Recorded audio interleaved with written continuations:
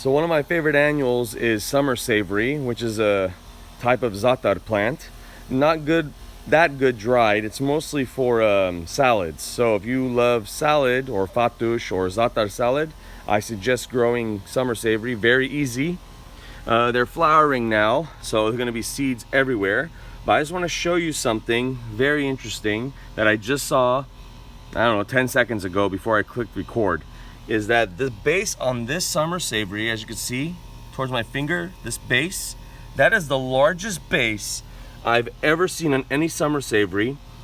And this summer savory here, I personally and accidentally stepped on. I thought it died, and yet it survived and produced the biggest base I've ever seen. Like you see, that's the average base on this one, which is pretty big right here, but not that big. This is double the size.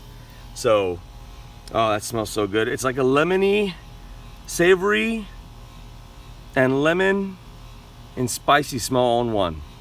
See you later.